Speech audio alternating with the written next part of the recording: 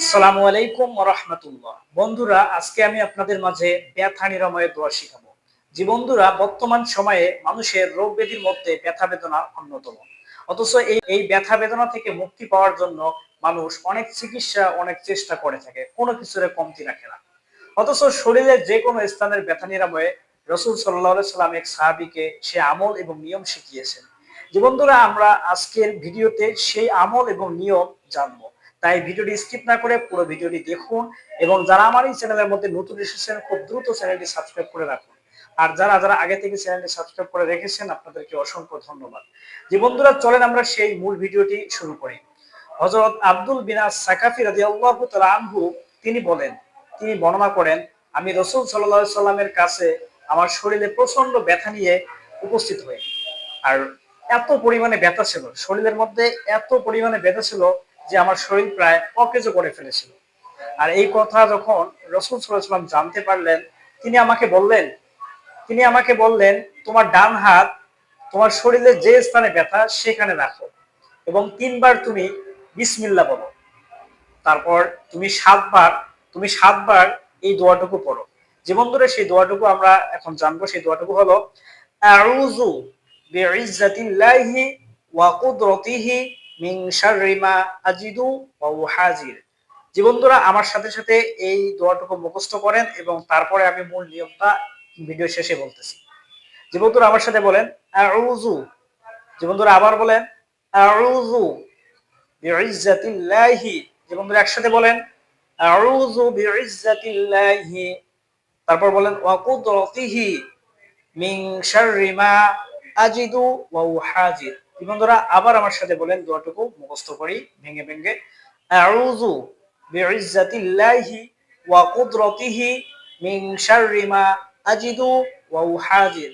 আউযু বিইজ্জাতিল্লাহি ওয়া কুদরতিহি মিন শাররি মা আজিদু ওয়া উহাজির। বন্ধুরা, আবার বলি। প্রথম হচ্ছে কি আউযু, তারপর বিইজ্জাতিল্লাহি, তারপর ওয়া কুদরতিহি, তারপর মিন শাররি মা আজিদু ওয়া উহাজির। মাত্র 6 ভাগ করলাম। দোয়াটুকু যদি মুখস্থ করি আমরা 6 ভাগে। আউযু বিইজ্জাতিল্লাহি ওয়া কুদরতিহি মিন শাররি মা আজিদু ওয়া উহাজির। জি বন্ধুরা, এইভাবে আমরা দোয়াটুকু বারবার ভিডিওটি দেখে মুখস্থ করে নিব। এবং এই যে এখন যে নিয়মটা বলবো সেই নিয়মটা ভালোভাবে আপনারা জেনে রাখুন। আমি এই নিয়মটা ফলো করে, আমি এই দোয়াটুকু পড়ে, এই আমলটুকু করে আমি 100% আমি ফলাফল পেয়েছি। বন্ধুরা, আশা রাখছি আপনারা যদি আমার মতো করে আপনারাও যদি আমল করেন, অবশ্যই আপনার শরীরের যে কোনো স্থানের ব্যথা নিরাময় হবে।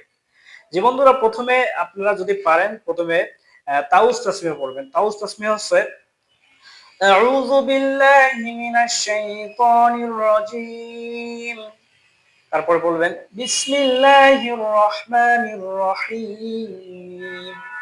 তারপর সূরা ফাতিহা পড়বেন। আমি বলতেছি আলহামদুলিল্লাহি রাব্বিল আলামিন আর রহমানির রহিম মালিকি ইয়াউমিদ্দিন ইয়াকা না'বুদু ওয়া ইয়াকা নাস্তাঈন اهدنا الصراط المستقيم صراط الذين أنعمت عليهم غير المغضوب عليهم ولا الضالين। যে বন্ধুরা, সূরা ফাতিহার পড়ার পর আপনার 4 কুল পড়বেন যদি পারেন। তা হলো সূরা ইখলাস, তারপর সূরা কাফিরুন, সূরা ফিল এবং সূরা নাস। এটা বলার পর তারপরে আপনারা দরুদ শরীফ 5 থেকে 7 বার পাঠ করবেন। আমি বলতেছি না, আপনারা পড়ে নেবেন। যে বন্ধুরা, পড়ার পর তারপরে আপনারা বিসমিল্লাহ পড়বেন 3 বার, তারপর 7 বার পড়বেন এই দোয়াটুকু। সেই দোয়াটুকু আমি আবারও বলতেছি আউযু বিইজ্জাতিল্লাহি ওয়া কুদরতিহি মিন শাররি মা আজিদু ওয়া উহাজির।